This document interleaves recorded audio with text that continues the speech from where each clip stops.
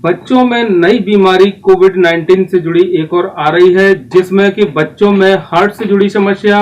Lungs में infection, kidney में infection और ब्रेन में इन्फेक्शन, स्किन यानी त्वचा और आंखों में और आंतों में यानी गैस्ट्रोइंटेस्टाइनल जो ऑर्गन है उनमें इन्फेक्शन होने के चांसेस उनको रहते हैं और उनको कई बार स्थिति खराब होने पर यानी कोविड-19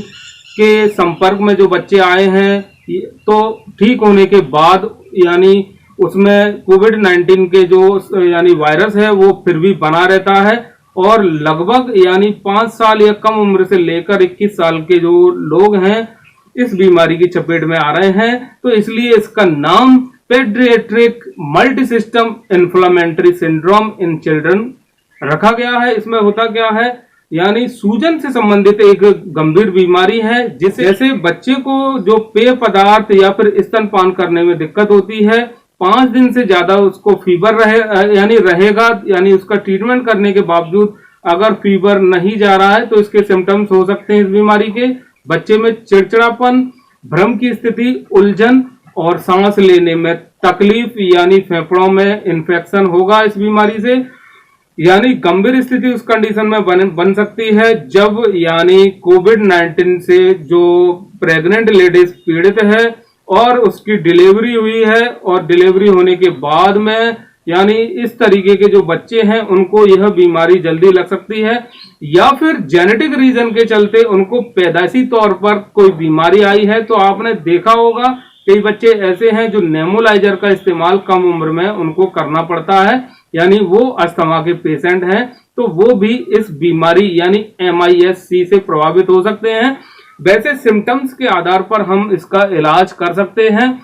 यानी इस बीमारी का पता लगाने के लिए जैसे अगर आपको कोई ऐसा लक्षण दिखाई दे कि बच्चे में 5 दिन से ज्यादा फीवर है, उसको भ्रम की स्थिति बन रही है, सांस लेने में दिक्कत आ रही है और कोई लिक्विड डाइट या फिर ब्रेस्ट फीडिंग करने में उनको यानी समस्या हो रही है, तो आप इसका यानी टेस्ट करवाएं, यानी ब्लड टेस्ट करवाएं, चेस्ट एक्सरे करवाएं और हार्ट अल्ट्रासाउंड करवाएं और एब्डोमिनल जो अल्ट्रासाउंड है वो करवाएं। उसके बाद और हो सके तो कोविड-19 का भी टेस्ट आप करवा लें, उसके बाद ट्रीटमेंट होगा। अगर ओनली फीवर की समस्या है तो फीवर वाला जो ट्रीटमेंट है वो चलेगा। एंटीबायोटिक जो इंजेक्शन है बच्चे की एज पर कंडीशन यानी उम्र के हिसाब से आप 100 mg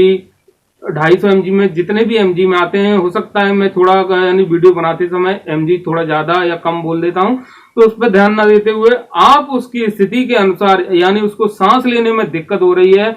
और तो आप उसको तुरंत उसका यानी वैसे कम उम्र के बच्चों का जो बीपी है वो टेस्ट नहीं किया जाता, पर इस कंडीशन में आप पल्स रेट के द्वारा उसका ब्लड में जो ऑक्सीजन का लेवल है और पल्स रेट आप चेक कर सकते हैं। सांस लेने की यानी स्थिति खराब होने पर आप उसको तुरंत हॉस्पिटल में ले जाइए और हो सकता है उसको एडमिट होने की जरूरत पड़े। और चिड़चिड़ापन तो उस कंडीशन में होगा जब उसको फीवर होगा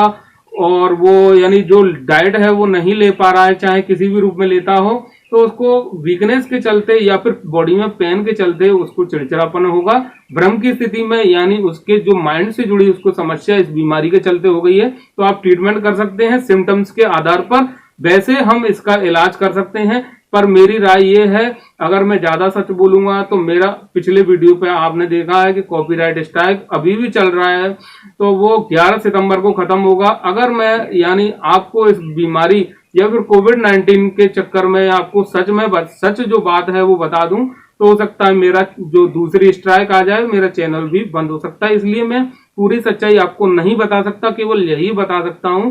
कि अगर फीवर बच्चे में दिखे तो आप उसको कम से कम मीकासिन 100 इंजेक्शन आता है, वो इंजेक्शन उसको IV स्लो यानी अगर 6 महीने का बच्चा है तो आपको जैसे 2 ml का एम्पुल होता है तो 1 ml आपको लेना है IV स्लो, या फिर ड्रिप के साथ आप बच्चे को दे सकते हैं या फिर इंट्राकेट आप उसको डलवाइए और IV उसको जो मीकासिन 100 इंजेक्शन में से 1 ml दीजिए और डेक्सा 0.5 ml या फिर उससे कम मात्रा में